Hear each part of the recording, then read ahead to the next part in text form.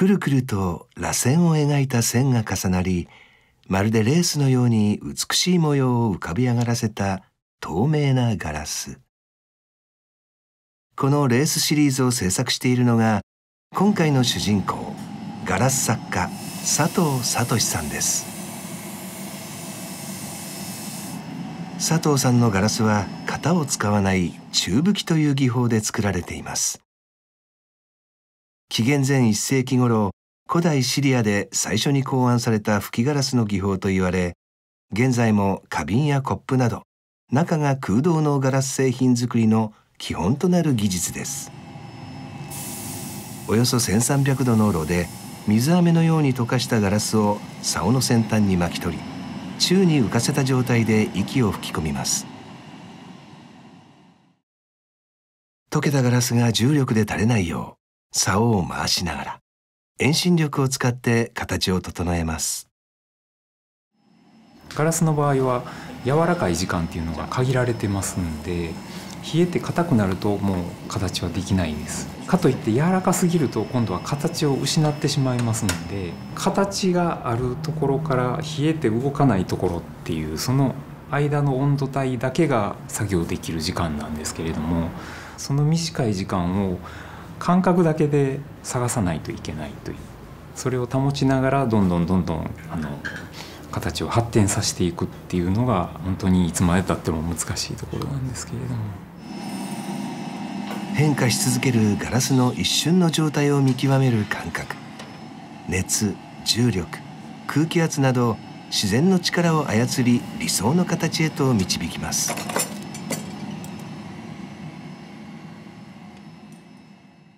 佐藤さんは宙吹きの技術で花瓶やグラス、皿など日常に使える器を主に製作しています。吹きガラスは一つとして同じものがなく、その時々の自然な揺らぎを作品に生かせるのが魅力の一つです。その場のライブ感というか、作る体調とかその時の調子もすごく関係あるので、スケジュールで今日はこれ作るとかっていうのは一切決めないんですね。このメンタルとか体とかいろんなその時の気候とかそういういろんなものが総合的に合わさって、じゃあこれ作ろうっていう感じが出てくることが多いです。佐藤さんは使い手の用途や好みに合わせたオーダーメイドにも応えます。このランプや食器をオーダーしたのは、京都岡崎で予約の取れないイタリアンチェンチのオーナーシェフ坂本健さんです。前面にストイックでやるとかそういうことを出すよりも、だんだんお付き合いしているとそれが分かってくるような、そういうのがすごい好きなんで、もう器自身からその静かな熱量がこもっているものが感じ取れたので、自分の料理感、店の感じとトータルしてすごいしっくりくるんですね。形からオーダーできることっていうのはすごく魅力的で、盛り場所はちょっと平たくフラットになってて、例えばソースを流しても流れていかないとか、こういう透明なガラスやといろんな表情が中の食材によって出せるっていうのも、逆に言うと料理と器の関係性としては面白いところかと思いますね。佐藤さんは長野県生まれの京都育ち。ガラスへの憧れの原点は、長野で見た山あいを流れる美しい水の輝きや造形にあるそうです。住宅メーカーでの設計を経て、30代で一念発起し、ガラスの道へと方向転換しました。ステンドグラス製作会社やドイツのガラス工房などで経験を積み、2000年に独立。2020年9月には、より自然に近い環境を求めて、山科から比叡山への玄関口、八瀬へ工房を移転しました。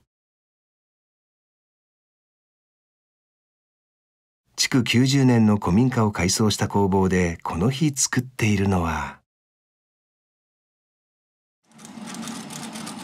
全長5メートル以上もある細いガラスの棒。よく見ると、まるでリボンを織り込んだかのような美しい模様が浮かんでいます。佐藤さんはこれを素材に代表作の一つ、レースシリーズを制作しています。レースガラスはイタリアのベニスで生まれた古典的な技法です。溶かした透明のガラスに色付きのガラス棒を溶着させます。およそ1キロほどのガラスの塊を中まで均一な温度にするために、ステンレスの台の上で転がし、表面温度を下げては加熱するという工程を繰り返します。タイミングを見極めたら、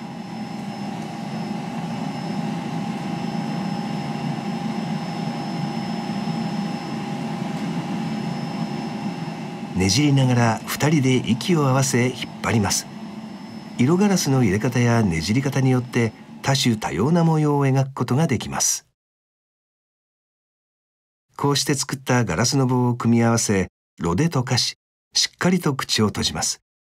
中吹きの技法でグラスや花器、皿へと形を発展させていきます。経験と勘が頼り、レースガラスはイタリアで軽業師の妙技と呼ばれる高度な技術です。今でも難しいですねもう調子悪い日は失敗しますし、難しいからやってみようという、もう技術的なそのテクニカルな練習というかレッスンのようなつもりで始めたのが最初のスタートで、できるようになった時にですね、はたとじゃあこれで何を作るんやという話。それでワイングラス作ってもやっぱりイタリアの人には勝てないわけなんですね。で僕はそれじゃなくて、レースガラスっていうのはすごい繊細な模様なので、むしろ和食とかにも合うんじゃないかという気がすごくしまして、形を日本のものに合わせてあげると本当に日本のものにスッと馴染むっていうのは最近感じるんですけれども、あんまり強く主張しない、どっちかというとお料理の方を映えさせるような脇役として成り立つレースみたいなものを作りたいなというのが制作しているものになるんですけれど、日本の文化や風土に合うガラス作りに挑戦し続ける佐藤さんは、また新たなステージへと進んでいます。